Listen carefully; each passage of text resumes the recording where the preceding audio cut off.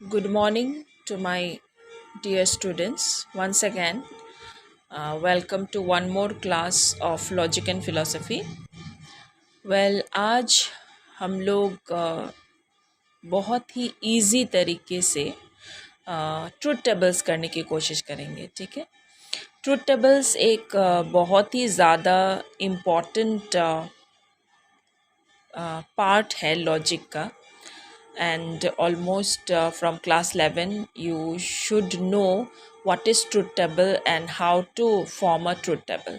ठीक है, तो आज मैं आप लोगों को बहुत इजी तरीके से समझाने की कोशिश करूँगी कि आप लोग इजीली आप लोगों को समझ में आ जाए और आप लोग आराम से ट्रुथ टेबल्स कोई भी ट्रुथ टेबल्स हो आप लोग आराम से कर सकें, ठीक है। सो जैसे कि मैंने अपने प्रीवियस वीडियो में आप लोगों को समझाया था कि सिंबॉलिक लॉजिक में मेन 3 पार्ट्स होता है, that is constant, variables and truth functions, ठीक है। So there are 5 constant, that is negative, conjunction, disjunction, implication and equivalent function. The sign for negation is this one. This is called curl sign. Okay. The sign for disjunction is this one. This is called dot sign. The sign for the sign for conjunction is dot sign. The sign for disjunction is well sign. This is called well sign. The sign for implication is this sign, which is called horseshoe.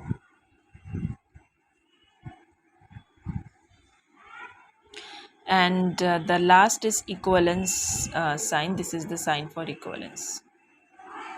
Okay. Now what are variables? Variables का मतलब है आप लोग कोई भी letter या फिर कोई भी अल्फ़ाबेट यूज़ कर सकते हैं वेरिएबल्स जो सिंपल सेंटेंस को रिप्रेजेंट करे। For example you can take P, Q, R, S, T, इस तरह से alphabets you can take which can represent or which can replace or represent a simple sentence। Simple sentence को symbolise करने के लिए हम लोग वेरिएबल्स का यूज़ करते हैं जो सिंपल सेंटेंस को हम लोग सिम्बोलाइज करें with the help of this alphabets which are known as variables. The last is truth function. Truth function मतलब जब दो सिंपल सेंटेंस को हम लोग जोड़ते हैं विद दिस कांस्टेंट और कनेक्टिव। कांस्टेंट को कनेक्टिव भी कहा जाता है। क्यों कनेक्टिव कहा जाता है? Because with the help of this connectives we can connect two simple sentence. So जब हम दो सिंपल सेंटेंस को जोड़ते हैं with this connectives then it becomes a truth function. For example curl P. अगर कोई sentence suppose a simple sentence John is not a smart boy, इसको हम लोग कैसे सिम्बोलाइज करेंगे? We will take P for the sentence, that is John is not a smart boy, and as it is a negative sentence वहाँ पे एक not है, so we will use curl sign for not, so John is not a smart boy। now अगर dot sign से दो simple sentence को जोड़ना हो, dot sign basically and the word and को हम लोग डॉट साइन से सिम्बोलाइज करते हैं। So suppose John is a good boy, let us take one variable for John is a good boy and he is an intelligent boy।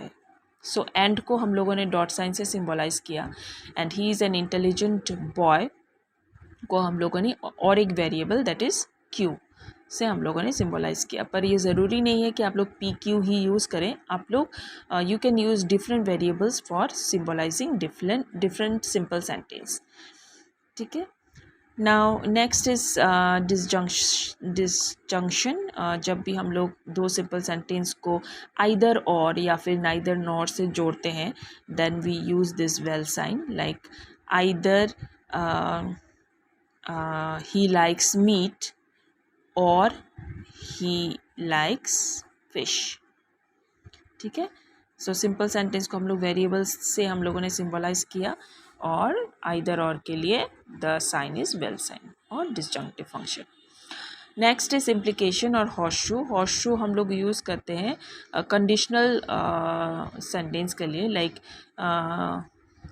The word which is symbolized with horseshoe is if then और therefore. कभी कभी comma भी हो जाता है किसी, अगर दो सिंपल सेंटेंस के बीच में इफ़ देन या फिर देयर फॉर ना हो बट सिर्फ कॉमा हो, तो फिर हम लोग तो भी हम लोग इम्प्लीकेशन या फिर हॉर्सशू यूज़ करते हैं. Let us take one more simple sentence like if he comes then I shall go. How we will symbolize it, or how we will use horseshoe. So if he come then I go. So ये जो दो simple sentence है इसको जोड़ा गया है if then से. So let us take P for if he comes, then के लिए horseshoe, then I'll go. Q. Okay, if he comes then I'll go.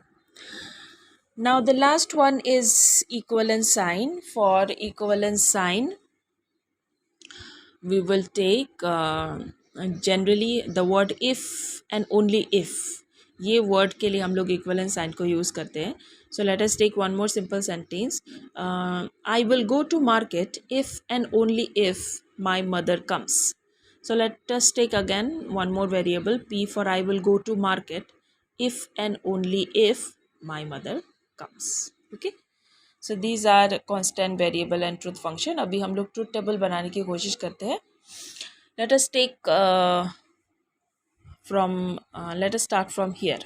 Okay, suppose not P से हमें एक ट्रूथ टेबल बनाना है. So how we will make a truth table with not P. So step by step आप मुझे follow करें. सबसे पहले make one box like this. ठीक है, सबने बनाया, बॉक्स बनाया. ओके, नाउ सी, अभी ये जो क्वेश्चन है आप काउंट करें यहाँ पे कितने कांस्टेंट और कितने वेरिएबल्स हैं. सो यहाँ पे सिर्फ दो है, one constant and one variable. That means 1 2, right. Now divide this box into two parts. Okay,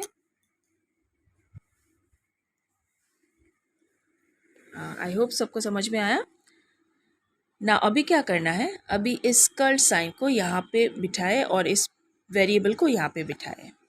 ठीक है, क्लियर. ओके, नाउ अगर क्वेश्चन में सिर्फ एक वेरिएबल है, जैसे कि इस क्वेश्चन में है only one variable that is P, तो इसका मतलब ये हुआ कि one variable is equal to the value is 2. एक वेरिएबल का वैल्यू है 2. Okay, 1t and 1f. अगर दो वेरिएबल है तो वैल्यू हो जाएगा double, that is 4. 2t and 2f.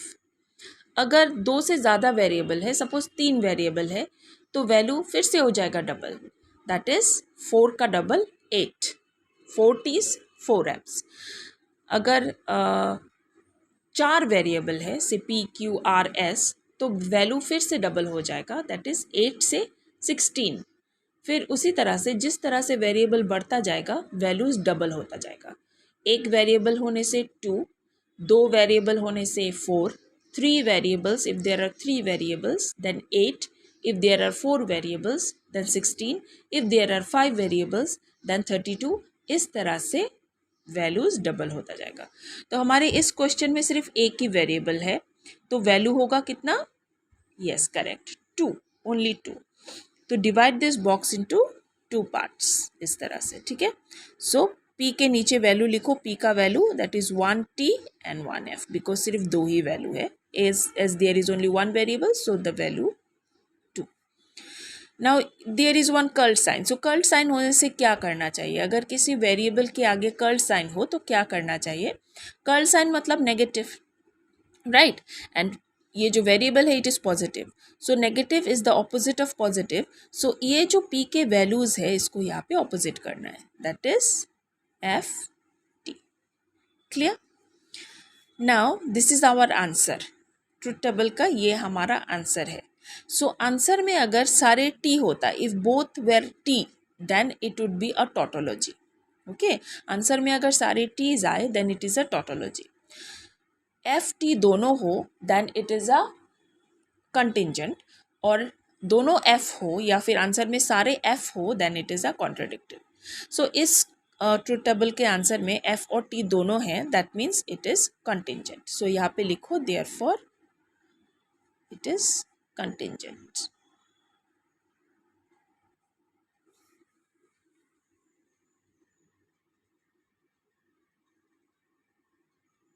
Okay, now और एक ट्रुथ टेबल करते हैं हम लोग अभी. से P dot Q, the next one.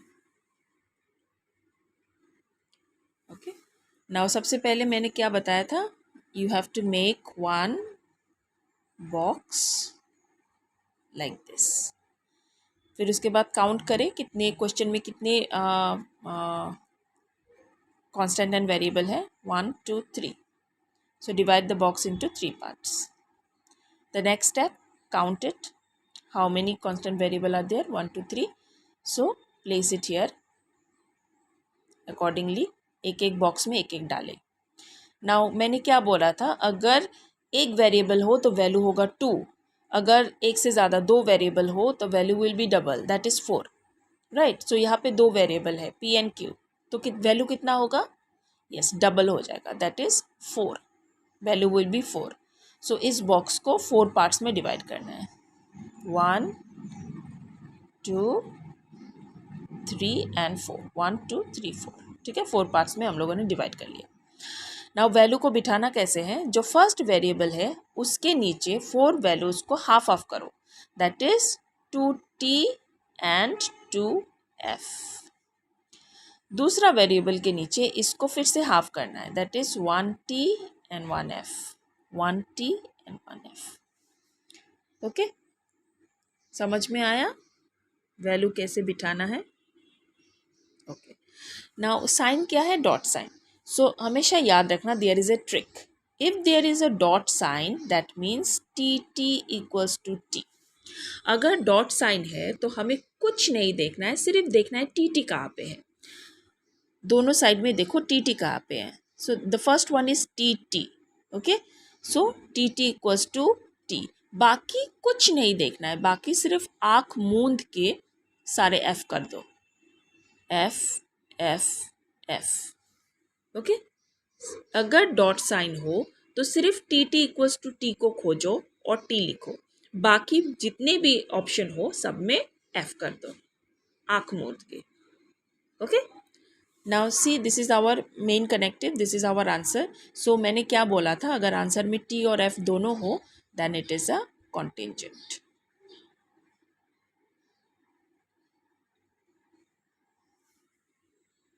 Clear?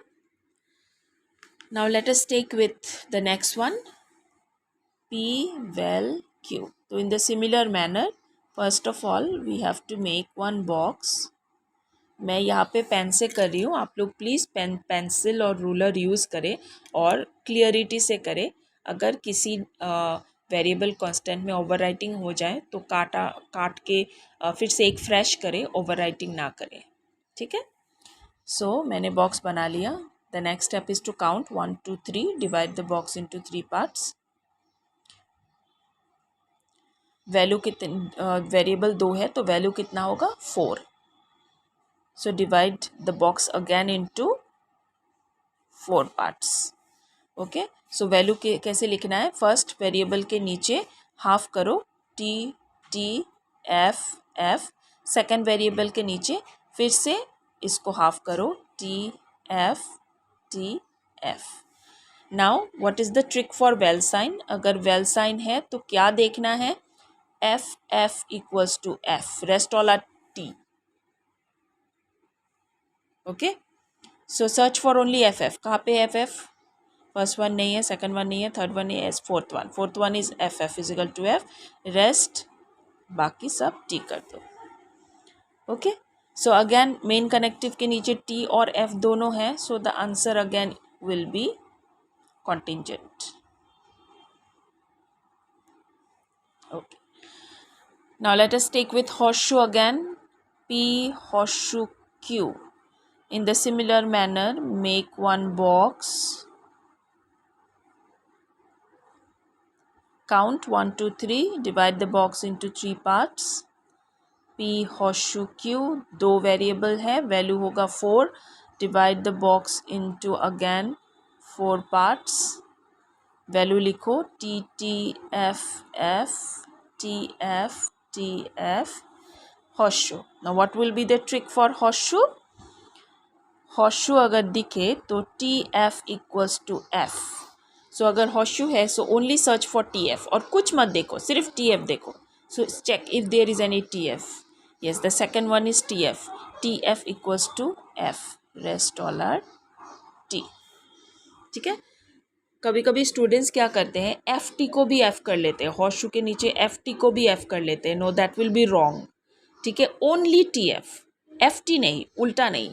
T F होने से ही एफ लिखो. Okay. So again the answer is contingent as there are T and F both in the under the main connective.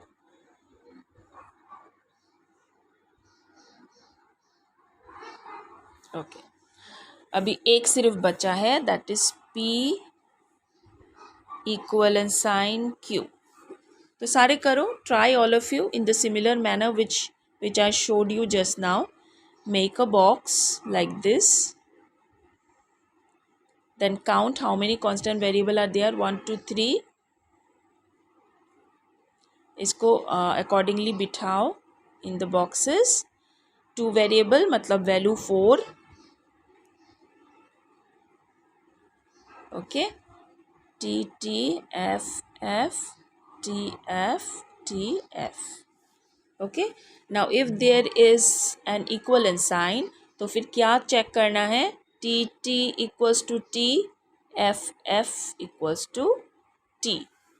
Don't get confused. FFBT. ठीक है. So is there any TT? Yes. Is there any FF? Yes. Rest. आँख बंद करके F. Okay. Now again the answer is contingent.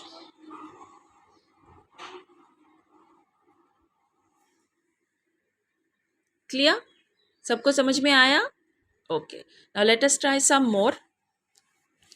Generally questions कैसे आता है class 11 में? Okay. इस तरह से क्वेश्चंस आते हैं. P dot Q horseshoe P well Q. Suppose this is the question. इससे आप लोगों को एक ट्रूथ टेबल बनाना है. तो इन द सिमिलर मैनर, सब जैसे मैंने अभी अभी आप लोगों को समझाया. First of all you make one box. Please do it with pencil and ruler. Use pencil and ruler, not with pen during your exam. इस तरह का एक बॉक्स बना लो. फिर काउंट करो how many constant variable are there. 1 2 3 4 5 6 7. Right. So divide the box into 7 part. 1 2 3 4 5 1 2 3 4 5 6 7. ठीक है. इस तरह से हम लोगों ने बना लिया. अभी ये जो सारे क्वेश्चन है इसको अकॉर्डिंगली एक एक बॉक्स में डालो. P will come here, dot will come here, Q then horseshoe then P then vel then Q. Okay. Now क्या करना है? मैंने क्या बोला था कि अगर एक वेरिएबल हो तो वैल्यू विल बी 2. अगर 2 वेरिएबल हो तो value will be double, that is 4. But आप लोग कंफ्यूज हो सकते हैं कि यहाँ पे 4 वेरिएबल्स है, 1 2 3 4. बट नो, यहाँ पे 4 वेरिएबल्स नहीं है, यहाँ पे 2 वेरिएबल्स है, P एंड Q. क्योंकि P को भी रिपीट किया गया है और Q को भी रिपीट किया गया है. ठीक है. अगर रिपीटेड है तो फिर उसको हम एक ही पकड़ेंगे. नो मैटर P को how many times they repeat, जितना बार भी 3 4 5 टाइम्स भी अगर रिपीट करे तो भी हम लोग P को एक ही पकड़ेंगे. उसी तरह से Q को भी हम लोग एक ही पकड़ेंगे. So how many variables are there? 2 variables, P and Q. क्योंकि P यहाँ पे भी रिपीट है, Q यहाँ पे भी रिपीट है, इसीलिए दोनों को हम लोग एक पकड़ेंगे. ठीक है. सो अगर 2 वेरिएबल है तो वैल्यू कितना होगा? Exactly 4 value. So divide the box into 4 parts. 1 2 3 4. Very good. Now अभी वैल्यूज लिखना कैसे है? जो सबसे पहला वेरिएबल है दैट इज P, उसके नीचे वैल्यूज को हाफ करके लिखो, that is T T F F. Okay. Now और एक P है यहाँ पे. सो both will be same. T, T, F, F. Now what about Q? Q होने दूसरा वेरिएबल है Q, तो इसको फिर से हाफ करो, that is T, F, T, F, T, F, T, F, क्योंकि दो Q है so value will B same, दो P है वैल्यू विल बी सेम. ठीक है, क्लियर? अभी क्या करना है, अभी सबसे पहले ब्रैकेट के अंदर वाला जो कांस्टेंट है उसको पहले सॉल्व करना है. Let us solve this bracket first. Dot sign. So dot sign के लिए मैंने एक ट्रिक क्या बताया था, if it is a dot sign then T T equals to T. So look for T T. एक टी टी है और एक भी टी टी नहीं है, so T T equals to T. Rest आंख बंद करके एफ कर दो. तो हम लोगों ने पहला ब्रैकेट सॉल्व कर लिया. अभी दूसरा ब्रैकेट सॉल्व करते हैं. दूसरा ब्रैकेट है vel sign. So vel sign का ट्रिक मैंने क्या बताया था, see vel sign F F equals to F. So हम लोगों को सिर्फ दोनों में एफ एफ खोजना है. So where is F F, the last one is F F. F F equals to F, rest all are T. ठीक है, ब्रैकेट के अंदर दोनों ब्रैकेट सॉल्व कर लिया हम लोगों ने. अभी क्या करना है, अभी ये जो डॉट साइन है अभी अभी जो हम लोगों ने सॉल्व किया है और ये जो वेल साइन है, इन दोनों को यूज़ करके हम लोगों को ये मेन कनेक्टिव निकालना है. जो सबसे लास्ट में सॉल्व करेंगे that is known as the main connective and that will be our answer. So main connective में है हॉर्सशू साइन. हॉर्सशू साइन का सिंबल है C T F equals to F. So what we have to look for, we have to look for T F. Is there any TF, TF, TF, TF? No, there is no TF. Means TF equals to F. तो फिर F नहीं लिखना है. There is no TF. So all T. See all T. So main connective के नीचे all T है. That means what will be the answer? The answer will be tautology. Therefore,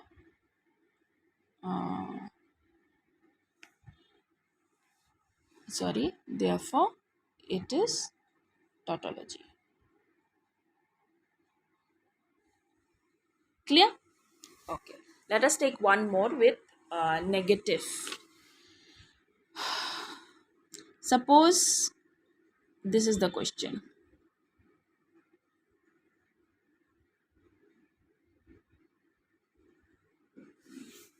Okay, this is the question. Then how to make a truth table with this question? So सबसे पहले make one box like this.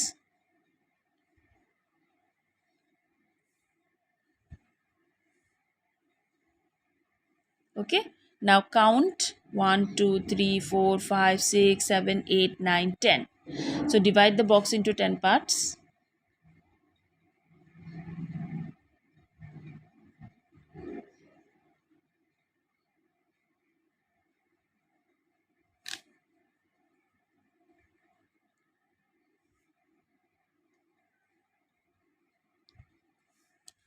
हो गया. अभी इन सारे constant variable को accordingly एक एक box में डालो. Curl P dot Q vel और curl P horseshoe curl Q. हो गया. So how many variables are there, 2 variables P and Q. So value कितना होगा 4. So divide the box into 4 parts again. 1 2 3 4. Now write the value. सबसे पहले variable में values को half करो. T T F F. Okay, T F T F T T F F T F T F. ठीक है, अभी क्या करना है, सी देखो ये जो कर्ल साइन है उसमें डिफरेंस है. ये कर्ल साइन ब्रैकेट के बाहर है, इसका मतलब ये पूरा ब्रैकेट नेगेटिव है. पर ये जो कर्ल साइन है ये सिर्फ वेरिएबल के आगे है, मतलब सिर्फ ये वेरिएबल ही नेगेटिव है. तो पहले इस वेरिएबल को ऑपोजिट कर लेते हैं. ठीक है, अगर कर्ल साइन वेरिएबल के आगे हुआ दैट मीन्स वो वेरिएबल को नेगेटिव करना है. सो यहाँ पे टी है, सो यहाँ पे एफ हो जाएगा. यहाँ पे भी टी है, यहाँ पे एफ हो जाएगा. यहाँ पे एफ है, टी हो जाएगा, टी हो जाएगा. ठीक है, कर लिया हम लोगों ने ऑपोजिट.